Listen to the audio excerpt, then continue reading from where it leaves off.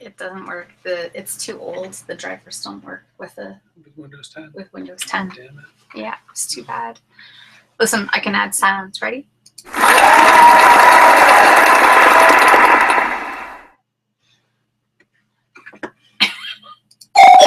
And you have a tiara. Yeah.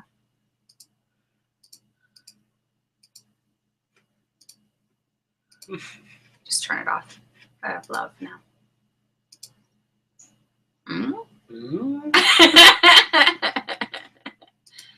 Halo?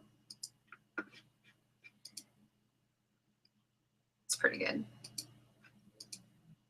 Cat in the Hat. I just, what was I just doing? What do you want to do with it today?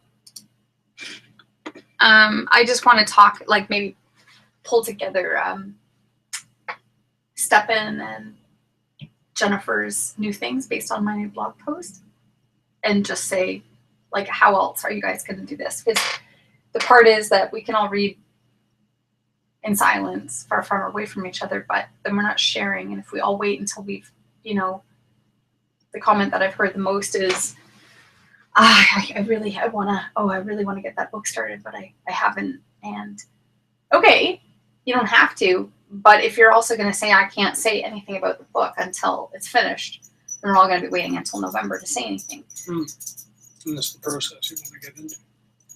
So I just was thinking, like, what else could we say, right? So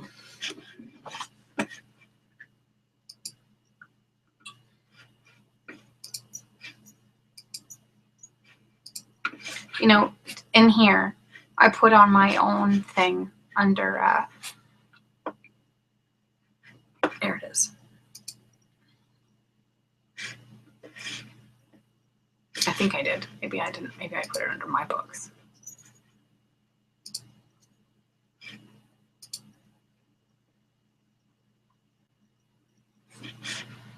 I said this.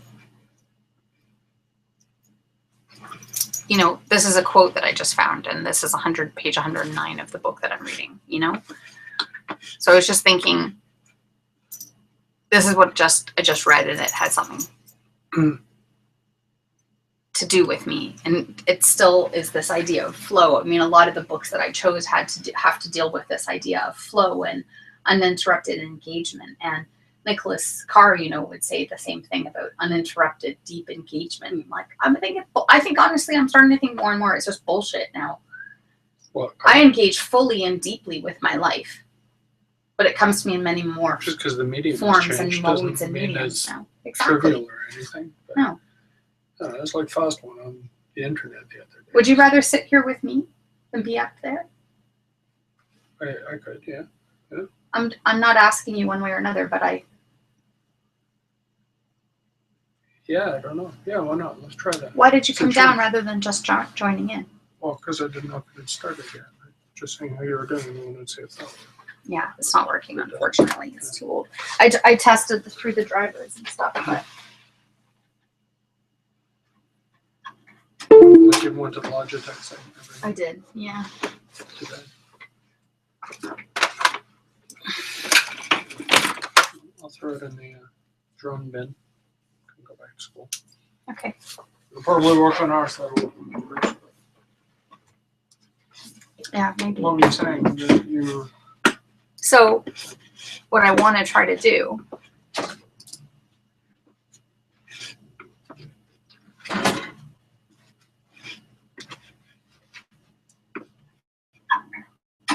You went to the Logitech site. I did, yeah. It's got to be open somewhere. I can't see it.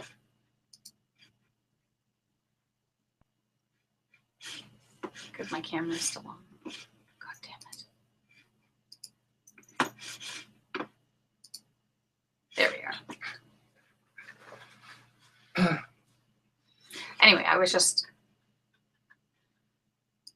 I can turn this off and on too, which is like a little news thing. Saying who you are. Yeah.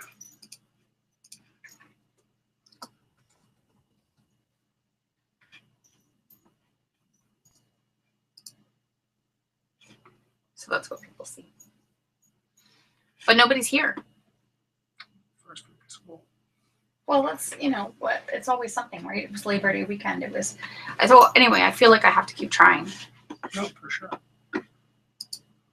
Well, and you're getting the tech kinks out, right? Yeah.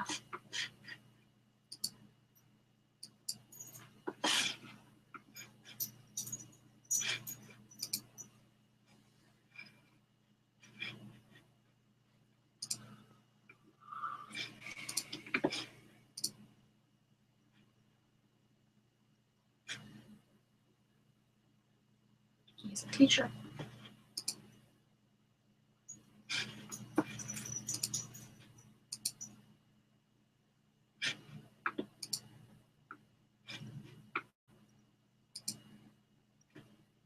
And Tim's headless body shot right now.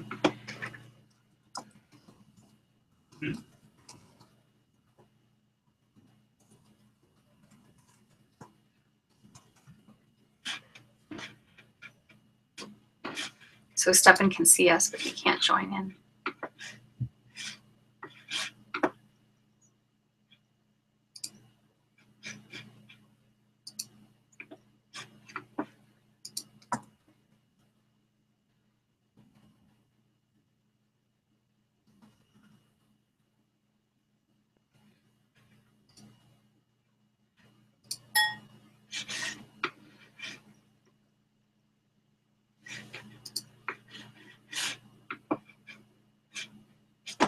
I don't know why it's not making it big again.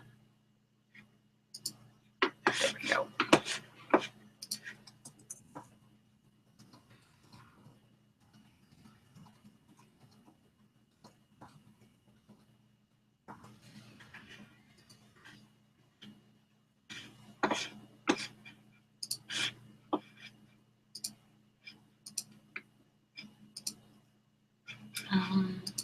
Okay, go here, go here, go here, and keep the event page open, and then I have the link.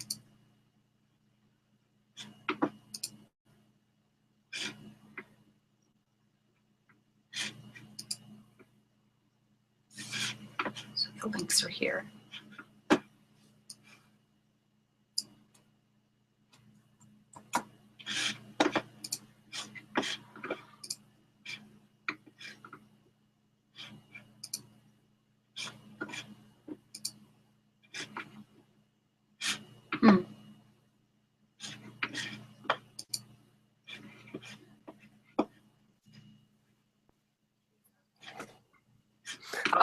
Someone figured it out. I got it.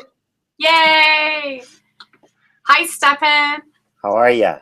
Good. So, what? How did you I've get? just been watching you guys talk for the last little while. It was entertaining, but I mean, like, I don't know that it added to anything. Was it the right link? It was the right link, but it was the right viewing link, and it wasn't necessary. Oh shit! What? Sorry. I'm here. Sorry, and I just cussed. All right, it's all good. Never mind. I got it. I'm good. I was just toggling with some windows. It's all good. Jennifer Cassett Todd is inviting or asking how does she come in. So I would have thought that naturally, of course, it would send me something that would be an event page that would mean come on in. But did you end up having to click the Google link I sent you?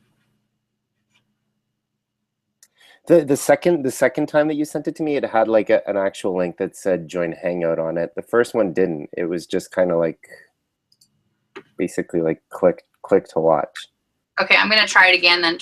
I'm just slipping over to another screen. You and Tim can just have a nice chat. Go.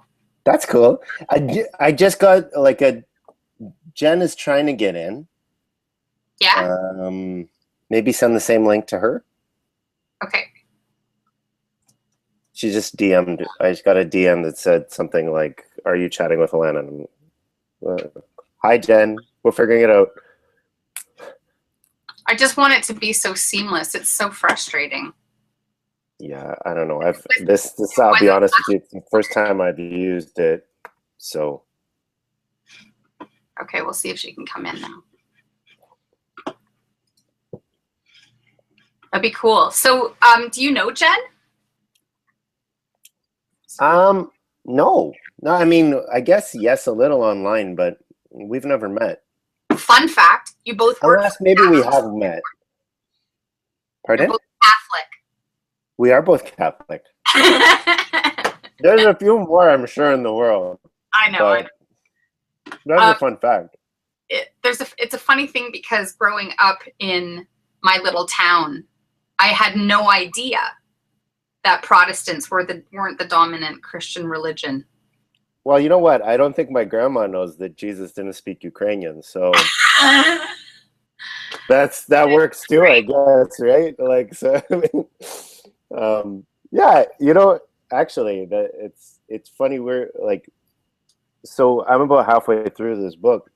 That's awesome. And there's a lot of those kind of like aha moments that he just like nails, and I'm like, wow.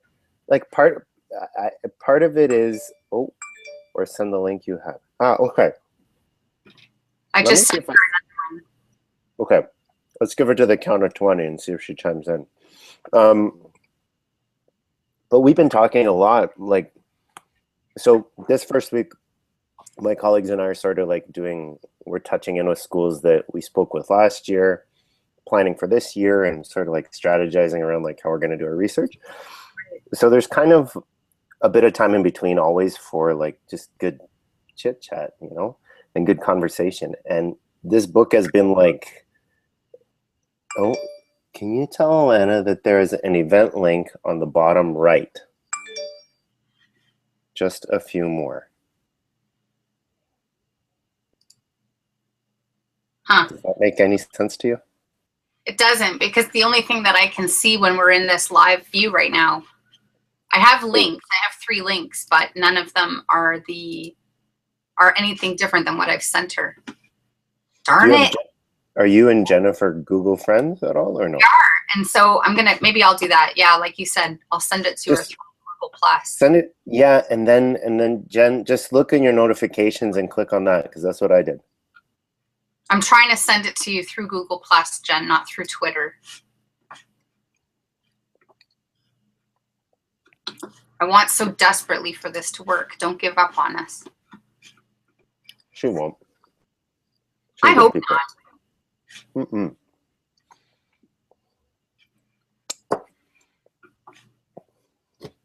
Okay. See. Jen? I don't see her. Hey.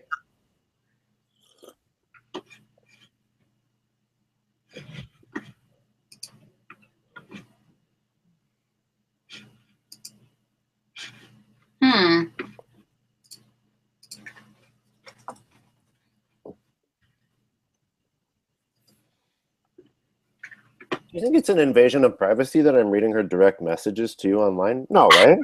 That's fine? Sure, because, you know, we are, and that's the other thing is that for posterity's sake, you know, I'm recording all of this and then I'm going to publish it on YouTube. So it's kind of one of those things that's like, you can try to say something private or not swear on the air, but we're too late. Too late. It's too late. I'm going to just try to keep it to a minimum. That's the trick, isn't it? Yeah, most of the time I'm pretty good, but in private, I'm like a sailor pirate trucker. There, can you see that? Okay. Yeah, I can see it. What I'm reading, and I've thought I was with it. It starts out, and I was telling Tim about this, and a lot of it is like this. Wait. Jennifer says I'm good with it. She's good with listening? No, don't be good with listening, Jen. No, you got to come in, Jen. Try again. And yeah, it's kind of like your book too, in that there's probably 100 pages of endnotes. Mm-hmm. But so it starts off and but that's cred, right? Like I want that. No, I do too, for sure I do. But he's gone from talking about coding and how there's this nuance in it, I suppose. I think he's also talking about that there's like a cultural lens that we bring to any text that we write or that we read, and that includes code. And he's saying that the very first person who would have coded is about to die. And so we're about to have this archive of historical code.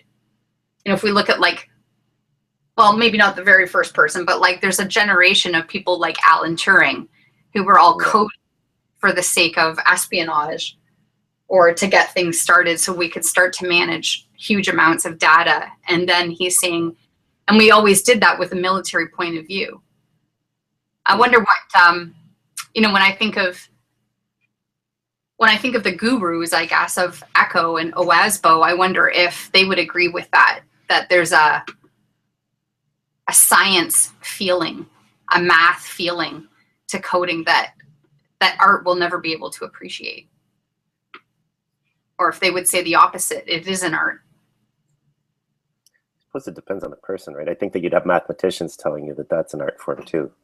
It is, but it's one of the things that I think alienates me from being part of that coding group.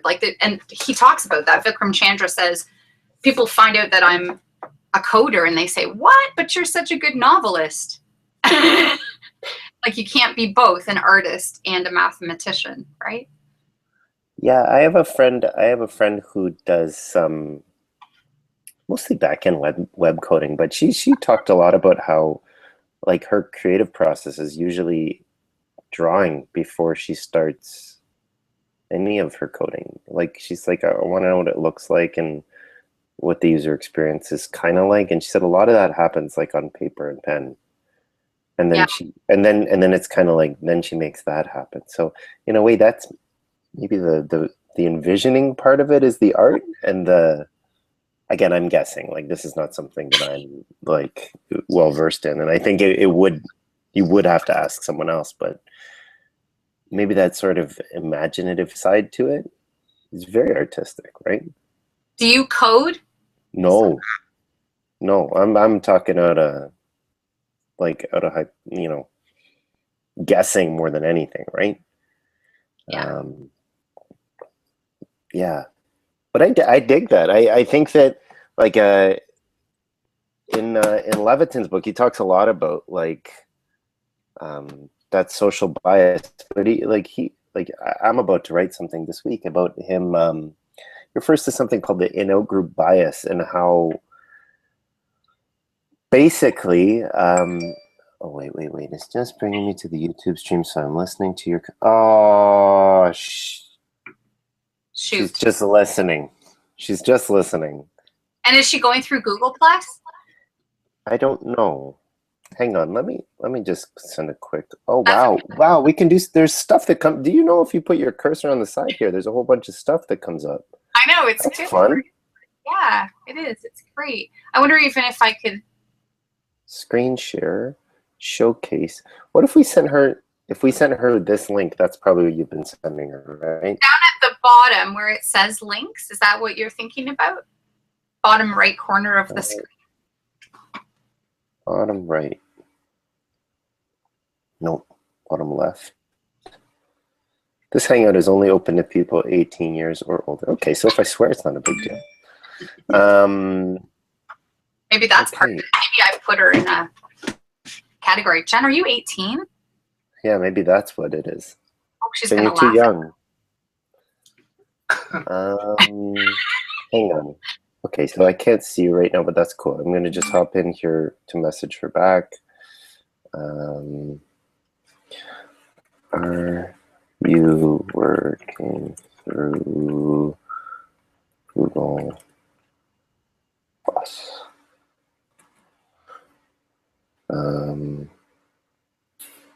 I was gonna bring this up. Yeah, what? Because I still think it relates. Anyways, I don't know. He was talking. Anyways, Levitin was talking about like in-out group bias, and he was saying that basically, like, the way that the way that we understand people also like follows the an organizational pattern, and basically your brain, nice hearts, creates. I'm listening. Like specific linkages, or tries to make linkages whenever it sort of requires that focus. There's too much stimulus in the world around us, so the brain like definitely selects what it does and does not pay attention to based on a couple factors that he outlines. But another sort of like method for organizing that he goes through is that in-out group bias. So once you're in, or once you've perceived yourself to be in a particular group, you look for nuances within that group. So sort of category and subcategory. But if you're not in the category, or if the category is external to you, your brain holds it at that category and doesn't look for subcategories. So for instance, I'm sure that coders as a group are very nuanced, but me not being part of it, at best I can guess at it. But I won't be able to see it all because I haven't identified within that group. And so my brain hasn't even looked to make those like subcategories. That's exactly what he's talking about. So this guy's lens, of course, is, well, very distant from mine, but he's Indian. Yeah. And he talks, so I'm in the middle of this book, and I would have thought at this point, wow, I'm too far down the rabbit hole, Vikram Chandra, I'm gone. But he's now talking about how, because it's always been a predominantly male profession, that coding forgets the female lens. You know, I mean, and just that. And then he says, so he starts referencing female poets and in India, in ancient India, in Sanskrit. And he says they were never recognized as valuable because everybody thought, well, they're just women. What do they got to say? Right. You know, it's not until now that because they're archived, or someone thought of, we better put this safely away somewhere because someone 2,000 years might want to look at this, that they can bring it back out and look at it and say, oh, there's so much cultural context to this poetry. But he's comparing that to today's code and saying it's got an inherent bias in it. Huh. Well, I mean, I think the world in general is full of bias, right? Like, what I'm trying to hang on. There was one more. So like you'd probably really like the last chapter that I just read. So he's like, basically the first two that he goes through are just sort of like big premises that he's going to draw upon throughout the book, and he just kind of wants to lay a foundation. He's like, so we're going to talk about these two things and really kind of flesh it out. And then he goes into like different sort of, I guess, like, I don't know. I was going to say spheres, but I think that's the wrong word. So he talks about, one part is organizing your home. Another one is organizing your social world, organizing your time, organizing information for the hardest decisions, and then organizing the business world. And so I just finished like organizing your social world. And so that's chapter 4, I guess. And it's so like, I don't know, it's such a good reality check for any time that you've like, or that I've interacted with someone. Talk about getting over yourself and humbling and interesting ways to look at interaction, you know? Yeah, in a lot of ways, actually, Stefan, that's how I feel about you and I, that we had this, I don't know, moment of serendipity once when we were both at the same thing. We probably had full brains, or we'd been inspired by something, and you and I just clicked, right? Yeah. And that's yeah, how absolutely. you know, and that's kind of what, I don't know, for me, that's the impetus that's driving the whole book club. I just want to keep feeling like those moments can keep happening. You know, I just, for posterity's sake, this is the book that you're reading, right? Yes. And you just finished reading, you said Organizing Your Social World. Yeah, I'm this far through it. It's awesome. Which looks like nothing, right? Like, but I mean, it's so dense. I find myself underlining and writing notes everywhere. And when I walk in the morning, I have a colleague that I work with, Pat. She's like, "Can I see what you underlined on the way in today?" And so she's just kind of like reading the snippets, and she's like, "You're gonna get to me when you finish," and I'm like, "Absolutely." So, yeah. Have you ever done that before? Given someone a book that you've already highlighted for them? All the time. In fact, Well, because I do like if it's mine, I'm gonna like I have to doodle and draw and write in. Especially if it's nonfiction. Like that for me is part of the like I Yeah. guess consolidation piece, right? It was questions that I actually wanted to ask Jen. I keep doing this. I have 2 screens and 2 keyboards. One of the questions I wanted to ask Jen is what program is she reading in? Because she was able to highlight her reading. Notice that in her tweet? Yeah. That Maybe might even just be iBooks, no? Yeah, it could be. But I've always found like, well, at least when I was studying university a couple of years ago, I switched to an iPad because I was printing out like 500 pages a term, and I thought, this is nuts. I got to be able to do this better. And I went to a PDF reader that allowed me to do all those annotations, but I didn't think that that was a natural extension, I guess, of an ebook. Certainly, I can't do that with my public library books.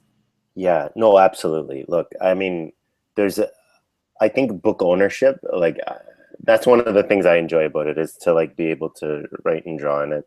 And in fact, usually if I lend books to students, like my own books, yeah, they'll say, you know, sir, someone drew in your book or someone wrote in your book. And I'll say, yeah, the someone is me. It's just me, man. It's okay. Yeah, that's me. I did it. It's my book. And they'll say, you can't write in books. And I'll say, you can't write in books that aren't yours. Mm-hmm. You know, so, and then there's other books like novels I often give to kids, and I'm like, underline something for me and give it back as a way to just, you know, share it around, kind of like this kind of book club idea, but on a way less, I guess less wordy kind of way. Just like, was there something that you like? Underline it and give it back to me, kind of thing. That's actually kind of a natural segue. I was hoping to get you talking about it. I'm so happy that you showed up. What was it like knowing that you were going to be reading something and that you wanted to put it out there? Like, did it change the way that you read?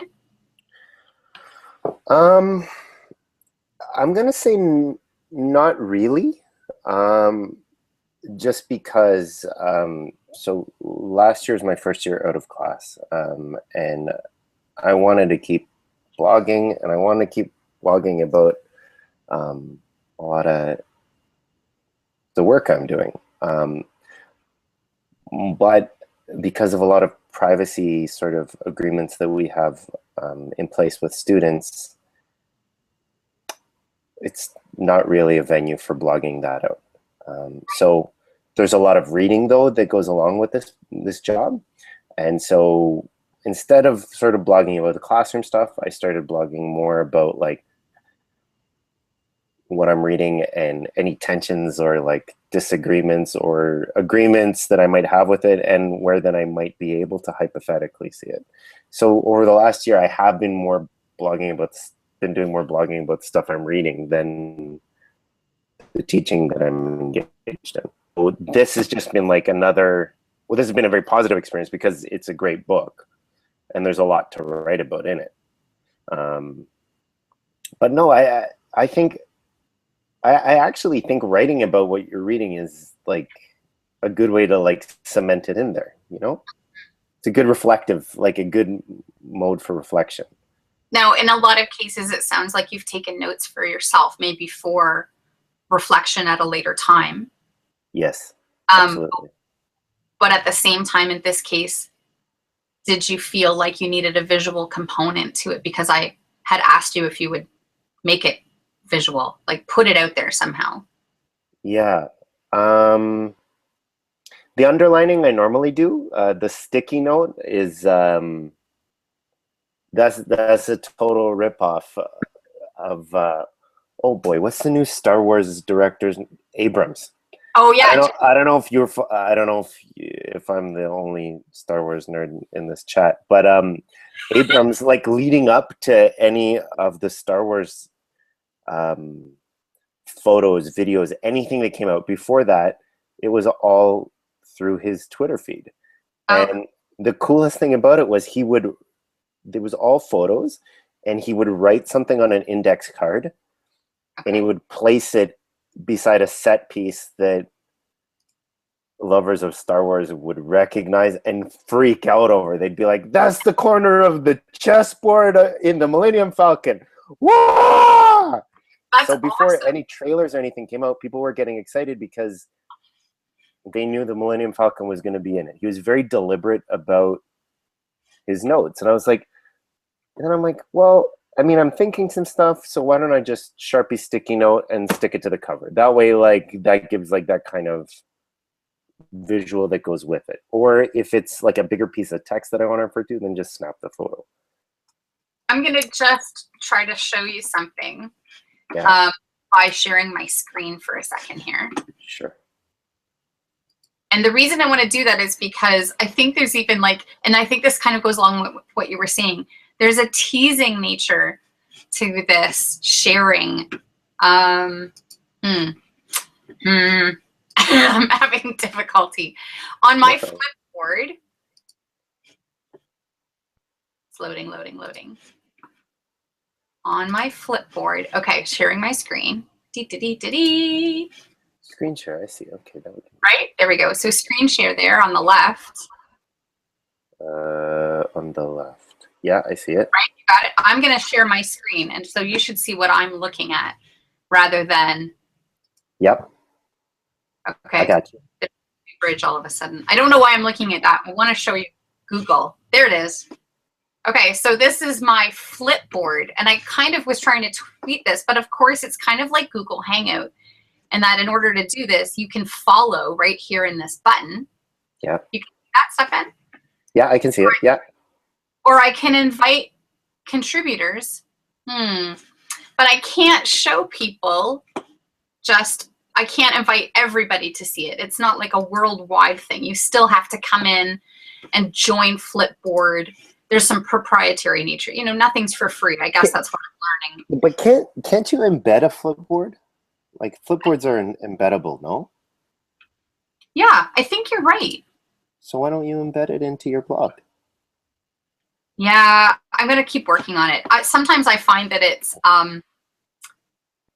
WordPress is really awesome when you can make it like an actual media source, but it's not super awesome with, let's say, for example, anything that's Java based or anything that's Flash based. It wants to limit that. So then I have to go hacking around to try to find quotes or not quotes, you know, different things. So I picked this one, Stefan, that you tweeted. Mm-hmm. And what I love about it is I can see your finger in here. I know that sounds fun, but I love that because there's like a personal thing there, right? And there's another one that you tweeted, and it was your Sharpie marker is still on it. Like, I've just finished this. This is hot off the presses. There's so much subtext in just what it is that we decide to use or tweet.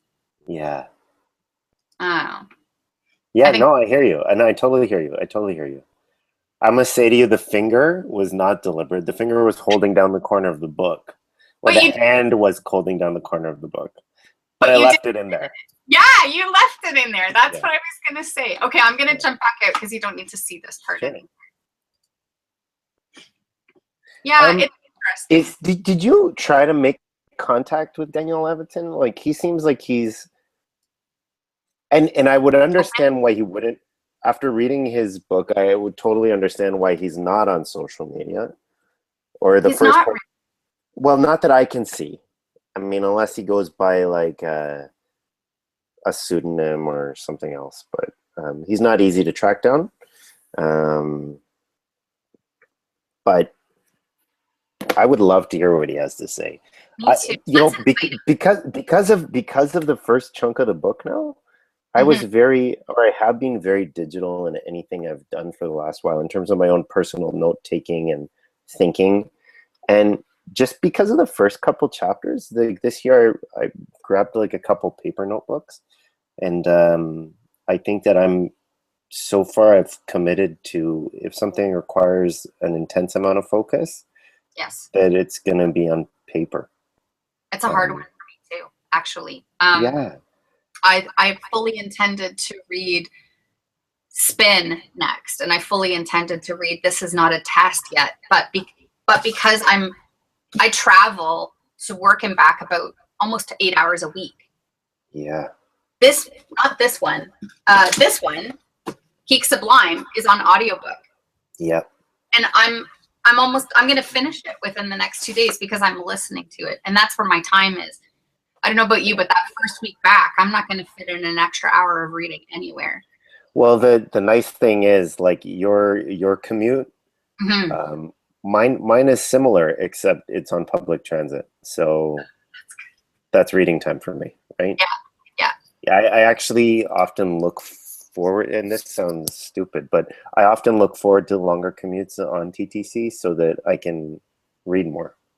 That's not, that's awesome. So you're finding Well, no, because it just doesn't eat into my day then. Like, I have a harder time saying to drag myself away from, especially, I mean, it's a bit rainy this weekend, but dragging myself away from, like, going outside or biking or what, like, I gravitate towards that when I'm at home, and I have to be like, the book either has to be like outstanding, or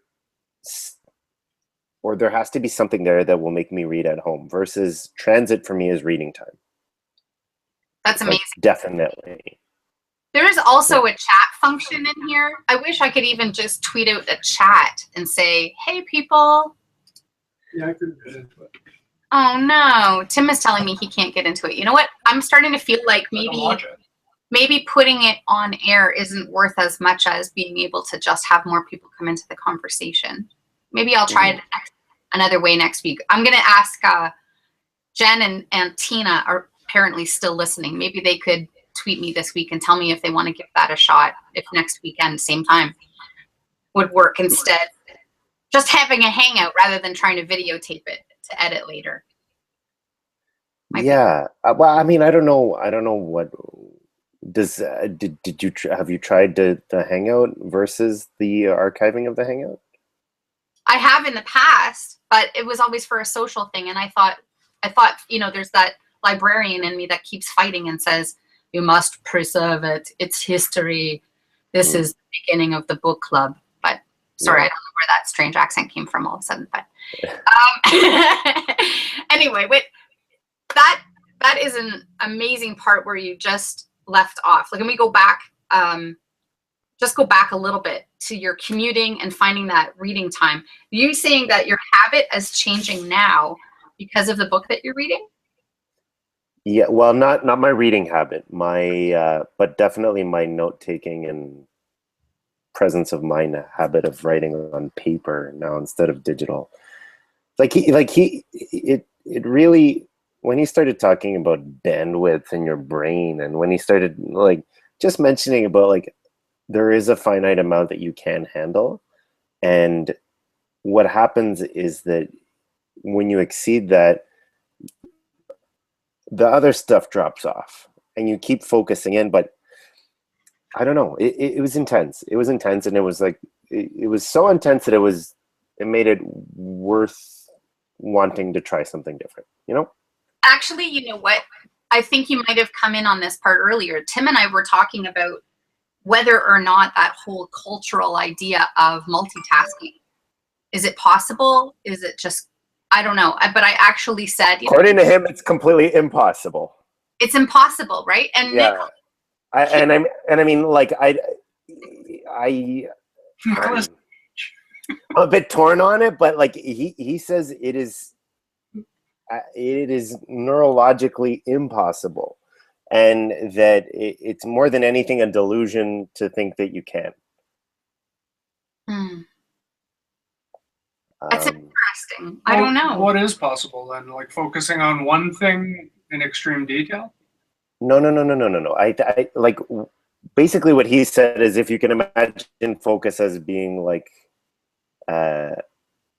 finite, then every time you detract from it, there's only so much left, right?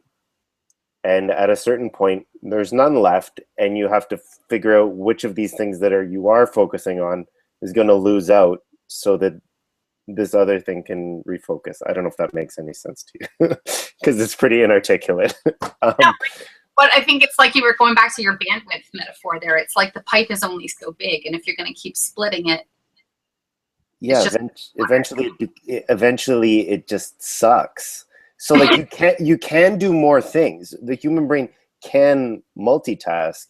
It just can't do it well. Wow. Yeah. I don't know. I feel like sometimes that's true.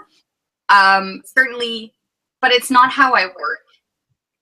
No, and it's not how anyone works. I don't work in a line, you know? Yeah. And I don't think in a line. And I've often talked to kids about that. I don't know if it's because of some kind of brain theory, like maybe my brain is different, but I'm a tangential thinker. I think of one thing that leads to another that could lead way back to something I was thinking about earlier, or lead to a new topic altogether. It was really, when you do get to it, the end of chapter 2, I think he talks about that idea of like ideas that pop into your head that just keep like, that won't kind of get out. And those are tangents, right? Like I hear you. I'm a very tangential thinker too. But so what he talks about is a way of kind of getting it out and moving on, kind of thing. And then so what he talks about is like writing things on index cards, but like each idea, each whatever gets its own index card. No multiples on one. Each gets one, and then periodically through the day categorizing those cards and saying like, okay, that was just an idea, or that is something that needs following up on, or this was at the time important, but now is not. Or it was really neat. Like, so that's where that organized mind comes through. So he starts talking about how the brain will do all of those things through stimulus, varieties of. And it was really neat because he says like you can then like go on multiple tangents and you can multitask, but you won't be doing any of it well. So his kind of thought was like, then like create these like sort of idea cards and then go back to them, spend some time looking at them and deciding if any of them are going to be acted upon. And then when you want to do one of those things, then do it well, kind of thing. Mm-hmm. That's an interesting idea. I find that I compartmentalize. At least I'm working on it, so that there's a certain, even if it's just in this chair, I can do this activity. But if I'm going to do a different activity, I move physically to a new space. That's amazing. He talks about that too. Did he? Yeah, that's part of his like organizing the home. So he says, but what about people that work at home? And are you then able to compartmentalize that? And so he starts talking about how certain people will, have a different chair or a different laptop that they use for work, or a something that kind of is like, zoop, now I'm wearing this hat. Literally. Yeah, you know what? I actually think that hats could maybe work, or costume pieces. Yeah. You're wearing the serious hat. So you got to get these on, right? Like performers, they have to put a certain thing on in order to become that persona. That's cool. Yeah. That's really cool. How's your book going? I've been doing everything around it without actually reading it. I'm still finishing. I used to read fiction all the time, and I haven't in over a year because I think I broke my fiction brain, and so I'm making myself finish a fiction book before I get back into nonfiction. Okay, I got you. That's another way that I compartmentalize too. Is I have certain places where I read nonfiction, certain places where I read fiction. Weird, eh? Not weird. Anyway, but this one, Tim has been begging me to read, and I just finished it, and it's not in our list. Have you heard of this one before? No. Okay, What's it about? So do you want to talk about it, Tim? Yeah, it's a guy he's got a PhD in physics, but he basically did the whole post-secondary thing and kind of fell out of university at some point because it wasn't sticking. And he went back to what he was doing before he went to university, which was kind of as an electrician and then as a motorcycle mechanic. But the whole point of the book is basically to remind you that when you're working with your hands, it's not belittling and it's not less than working with your mind. He had a think tank job in Washington when he graduated that was ridiculous money, and he basically gave it all up to go start his own motorcycle shop in the Virginia mountains. And he's this sort of, he's a guy with a philosophy background and a physics background who is trying to convince you that when you're working with your hands, that's some of the best you can ever be. And the idea of sitting behind a desk or on a computer and thinking your way through things is demeaning. Wow. The opposite of the way we see it. Wow. So, yeah, it's a very, very powerful book. I think there's a theme emerging. I hate to put this on so early, but Sylvia Martinez, who's going to be our keynote speaker at the Bit 15 conference, she wrote the book about tinkering, the art of tinkering. I don't know it, but I know the idea. I don't know it either, but it's with this whole new trend of maker spaces and how we need to get back to making, right? Yeah. And I think that works in that book works with that one. I think your book kind of is talking about the same thing. There's some habits of mind, and that you're maybe making yourself intentionally work through the process of whatever that task is. Mm-hmm. And certainly my book at the minute seems to be about how it's okay to recognize that the state of flow, I think, that happiness place can exist in multiple places, whether it's making or reading or thinking deeply. There's a decoding there. There's a decoding, maybe talking to the machine, talking to the instruments or the tools that it is that you're working with, that you have to work through in order to fully appreciate it. Well, and you're being held to something other than your opinion about something. So his big thing in that is, if you're in shop class and you're working at a bandsaw, you can have all the opinions you like about the bandsaw, but you don't want to start wishing this and that when you're working on a bandsaw. So, yeah. And I think I don't know, when I teach kids coding, it's the same thing. They get really frustrated with it. And then I come over and say, you forgot to put a colon. And they're like, and no, it's not the computer's fault. It's your fault. You're not paying attention. So, hey, have Yay! Better late than never, huh? Awesome. So what worked in the end? What worked? You had sent the link through my Google Plus, and I wasn't getting it on my computer for some reason, probably because it's defaulting. We now have 2 accounts in our domain, and I'm on my phone, so it just worked that way. Anyway, great conversation. Been listening all along, and ironically, as you talk about finite focus, tweeting and tweeting and commenting and trying to figure it all out. So there you go.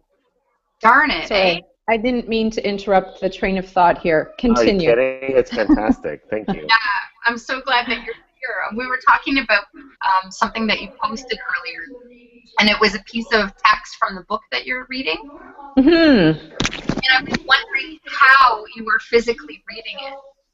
So I did respond. You'll notice after the fact, Alana, that you have about 1 million direct messages on Twitter, because as you guys were asking me questions, I was responding.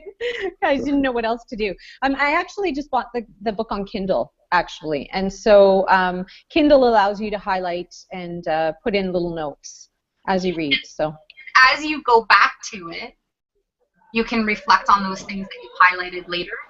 Mm-hmm. And your own. Now, is that something, when you buy the book, it becomes yours, and then you're allowed to do that. But if you had, let's say, borrowed the ebook from somebody, could you still do that? I don't know. I don't know. Imagine that the file just goes poof. Right. Though, I mean, you can certainly, I don't know if you guys use Read and Write for Google. If you had sort of borrowed it and opened it up in your Google account, you could probably use the Read and Write features to make all those annotations. Right. I'm not sure. No, and there's another program I use as well, but I always have to put the text into the program rather than having the program kind of work in line with the text. Right. It's just connect. I find it, even that whole conversation we were having, and I think it goes back to the book you're reading, Stefan, but I really Sorry, find... I froze up for a second. I missed the last couple of seconds of that conversation. Sorry, I was just saying that one of the things that I noticed as you guys were talking about the book, your book, is that I have a really tough time reading online. I had to go back and reread again a few times, even though I had taken notes. And I think that if I had done the little highlight thing that you did, I think it would have stuck a little bit more, really. Yeah, I don't know. I like, I don't know. I like books that feel like books. If like I read a lot, of digital, but I like books that feel like books. I like listening to records on a record player. I like making food. Like I'm very tactile and like I don't know. So for me, I can read and I have read a lot on e-reader, but it's not the same. And if I can get a paper copy, I always gravitate towards that. Me too. And I wonder if part of that is that when I'm then reading, this is occupying my brain and my hands, and the rest can just kind of fade away. Versus if I have something that has multiple functions to it, and I get a notification or something, I'll feel more compelled to answer that than to keep reading my book. Whereas if like my book reads and the phone is kind of over on the table and it dings or rings or whatever, who cares? I'm going to keep reading. Right. Makes sense.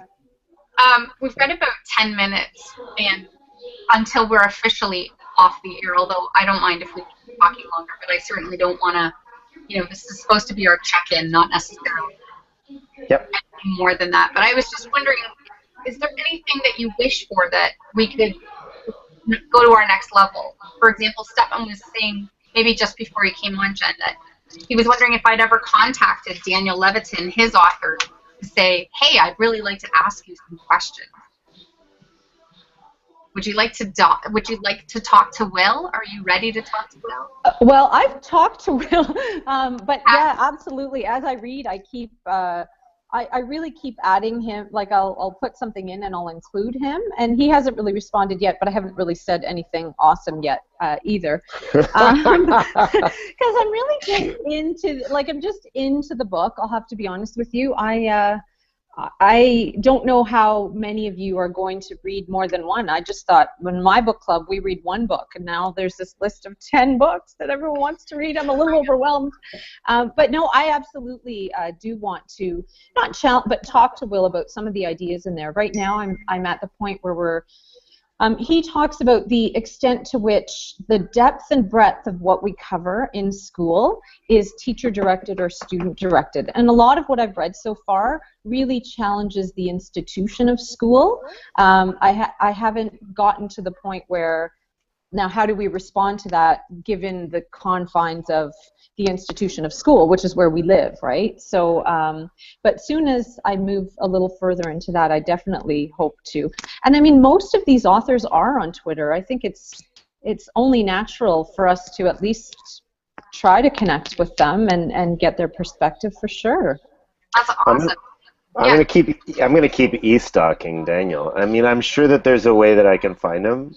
I have great faith in that ability. Especially kind of like, I think the 8th chapter here is called What to Teach Our Children. So this kind of is then moving from like, what can I get out of this for teaching practice and for, work in a class, to him actually saying, no, here it is. So I think that'll be a chapter of particular interest. And I mean, I wonder if I'm thinking of the same sort of connections that he's going to outline, or if we're on totally different pages. Well, that's really neat that you're kind of predicting what you think he's going to say, and then you'll compare it to what he actually does say. Yeah, I'm really curious. And in fact, in a lot of ways, I kind of hope I'm not thinking the same thing as what he's going to say. I just think it'll be a bit more like of a richer chapter than if it's not really what I'm expecting. I don't want to know that the butler did it before the end of the movie. Right. True. So.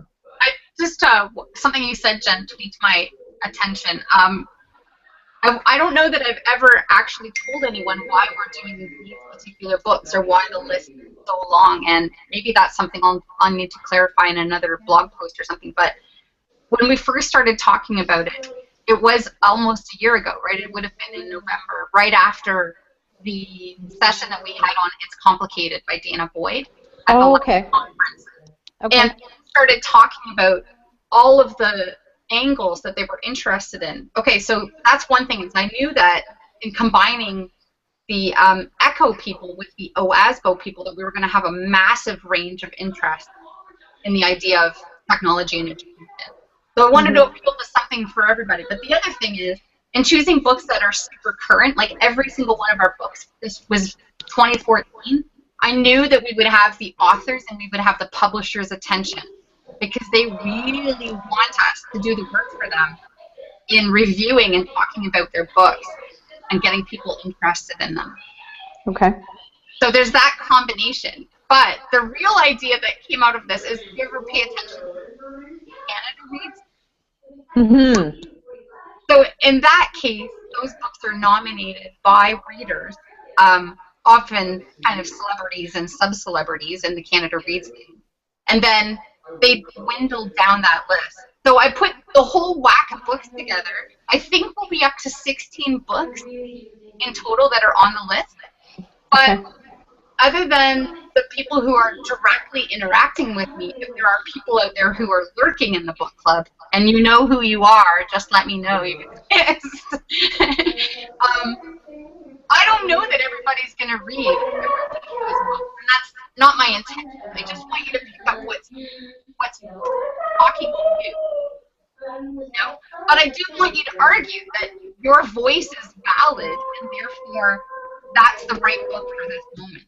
Okay, so that's a lot of pressure, maybe, right? I'm on my second book. If I finish 4 before November, I feel like my job is done. That's all I wanted to do. Maybe I'll work my way through the other ones, but maybe not. I really want to read Vilson's book. I think is like that. Like that's one that's definitely on my radar. And Jose Vilson is super responding. I've been noticing that. So he's I read his blog and it's fantastic. Okay, so I imagine the book is great. What book is that? I'll have to. That is. Hold on. I forget the title. It's called "This Is Not a Test." Yeah, he writes a lot about race and I guess. Yeah, a lot of race and who's included in conversations is in general like a lot of his blog. Okay. There you go, Jen. I'll have to look it up. Yeah, and one of the reasons that I think it's kind of interesting is it's out of a small publisher, Haymarket Books, and Haymarket has said, yeah, we love the idea of you doing this book so much, we're going to give you a 50% discount. So inside the Goodreads is the link to the discount code if you want it. Okay, perfect. Oh, awesome. I had to pick that one up. How long is it? How many pages? Yes. Without. Sorry, that's a consideration for me. No, it's okay. Wait, you don't want to read one of these? No. My book is 83 pages. Did I mention that? All right. I'll tell you my snide comment to that. Okay, This Is Not a Test. Without his afterword and without his acknowledgments and his index, it is 220 pages. You can do okay. it, Jen. Come on. I can do that. But it's funny because when I first heard, someone really was excited to bring in Will Richardson's brand new book. Like it breaks my rule in that it's so new. It was just released this spring, right? 2015. But I was like, what? What is it, Jen? It's like 80 pages, right? 83. Is it 83 pages? That's not a book. That's a pamphlet. Come on, right? Yep. But I'm also thinking, Will Richardson might be the smartest man in the universe because he also knows that we're busy people and that we can handle new information in light. Well, I don't know if you've seen the Corwin series, the Corwin Press series at all. That seems to be the trend, actually. So each of those books is no longer than 85 pages. And all of the, I guess, the Twitter, what do you call them? Twitter rock stars, the Twitterati? Whoever they are. But they all seem to have published a book in this series. Yeah. And I just picked up one. It's okay. It's called The Power of Social Branding. So we have a group of students coming in to work at our district, and they're going to be sort of media leads for their schools. So I thought it would be helpful. Again, 80 pages, and that's the whole series. I think there are almost 10 books in that series now. Well, that's super manageable, isn't it? Yeah. Physically, then where do you read? Where? Like, do you sit in a certain chair? Oh, I usually sit on my couch. I don't know. Yeah. And do you have a time of day that you fit it into? No. Whenever I can. It's interesting. We were talking about that compartmentalizing or streamlining system. That's kind of going along with Stephen's book. That's Stephen's book there. But you can see he's got a different challenge, right? Yes, he does. Yes, he does. There you go. That's cool. But it is a lot. I mean, some of this stuff is so rich. It's hard to just say, I'm going to sit down and read for 1 hour. Because sometimes a moment, a thought, an idea will strike you, and you just need to sit and digest that for a bit. Well, I think what I'll do is I'll get that book, This Is Not a Test, and then test myself and get it in hard copy just to see, to see whether or not it really does make a difference. I'll sit in the same place, sort of do the same thing, and then see what happens. Now, of course, lots of variables. One might be more engaging than the other, or written more comprehensively than the other. It's not an absolute test, but sure. Yeah, I think so. And, kind of as the facilitator of the book club, if I can do anything to provide more structure, I'd really like to do that. I want it to become less diverse. But I did have one person in England message me today and say, hey, for us people in England who are part of the book club, that whole 7:30 time thing, it's not really working for us. That's midnight. True. And then I had another message from some friends in DC who were saying, it's kind of the middle of the day. We're not really home and ready to chat at that time of day. So I'm not sure how to work out this whole trying to have a synchronous conversation thing. So can I ask a little bit more about Goodreads? Because I've never been a part of a Goodreads book before. Within Goodreads, is there a mechanism I know there's a mechanism to comment. Is there anything else sort of within there that would facilitate these kinds of conversations or video conferencing or anything like that? No, it's pretty basic that way. There's no video platform, if that's what you're asking. There's still coordinate events. So if someone ever thought, I would rather do a 9 o'clock a.m. chat, by all means, I hope that they will try that. Just post it out there and say, I can't make 7 o'clock, but I could be on at 9 o'clock. Let's do it. That's great. Wherever people want to take it. There are no rules. No rules. And the other thing, I've been just noticing some of the technical difficulties tonight with this.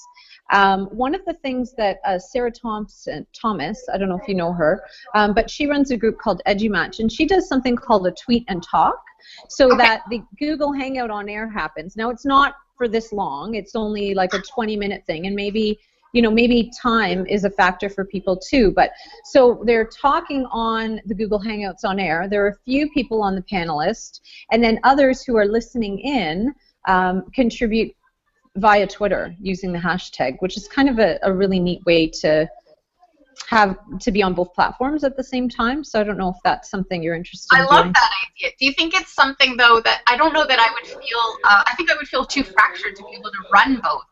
It goes back to that finite focus thing, doesn't it?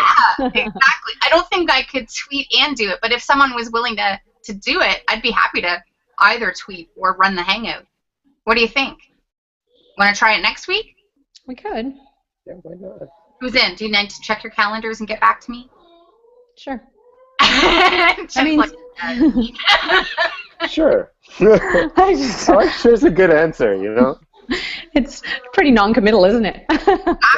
No, But it's positive, you know? it I is. mean, It is. it's Yeah. not nah. Yeah. And it's a funny thing too. I still occasionally will find people in public venues who don't appreciate the fact that I'm back channeling in my Twitter verse while I'm listening to a speaker. But I actually get a lot of learning out of that. So I think that's a great idea, Jennifer. Well, to me, Twitter has become almost a note-taking tool for me. If I'm listening to someone, for example, I like to, and you'll notice, Stefan, you'll notice that tonight because I think I quoted you a couple of times. So it's a way for me to remember it because I have my if-then, what is that app I have that? Yeah. Yes, and it sort of takes all my tweets and puts them in a spreadsheet. So that's kind of what I use to curate some of the things that I see and hear. And so I use it as a note-taking tool, really. That's a fantastic idea. Yeah. Stefan, do you have a curation tool like that where you take your... I wish. A notebook. It sounds fantastic. I have this new moleskin notebook. That's good too. It's gotten a whole week's worth of use, and yeah, no, I don't know. I think in general, like if it's a book, then I write all over it, like I said. Yeah. If it's not a book, if it's just note taking, maybe like Evernote or something. Yeah, I like use Evernote too. Yeah, I try to use Evernote a lot because anytime it breaks sense, then I can easily search it from any of my devices. Yeah, that's it. You know. I don't have to have the thing with me. I can just have a thing. A thing. Yeah. Mm-hmm. Yeah, I tend to use that a lot too. I use Evernote a lot too. No, and I just learned about if this then that at ISTE, and people were talking about it. Oh, I say if it's going to rain, then email me so I'll cancel my golf game. And I thought, really, that's useless. But then someone said, actually, you could go if you tweet or reply, then create a spreadsheet in your Google Drive, and that's been awesome. So. Yeah, fantastic. I like it because it helps me share more because then I can share wherever I want to. We were talking about the Flipboard thing I stumbled upon, and how I just can see myself wanting to share that already. I'm working on one about Syria so I can share it with my staff. So you'll use Flipboard as a curation tool then? I think so. Because right now I just use it as for consumption. I just read magazines and I don't do anything else with them. Yeah, I mean, I was looking for it's going to change my reading practice a little bit too. I was doing something before with its earlier version called Zeet on my iPad. Yep. Zeet, and it would just bring everything together, and I would read it. And then if I thought, oh, Jennifer's going to love that, I would tweet it to you or email it to you. But now the whole idea that I can group it, it's kind of a little bit more delicious, like Pinterest, right? And now I can say there's a visual thing. You can see them all at once. Yeah, I'm really liking it. I can totally see the potential for it. Cool. Anyway, why don't we put that? What did you call it before? Your Google Hangouts and Twitter at the same time? We got to come up with something fancy. It was Sarah Thomas's Tweet and Talk is her idea. Okay, Tweet and Talk. So maybe we invite a few experts to talk like this, and then we try to get that hashtag rolling a little bit more. That would be awesome. Sounds good. That would be awesome. Would you mind tweeting me a Sarah Thomas link so I can get connected to that? Sure. She's just Sarah Thomas, Sarah the teacher, but I can do that on direct message.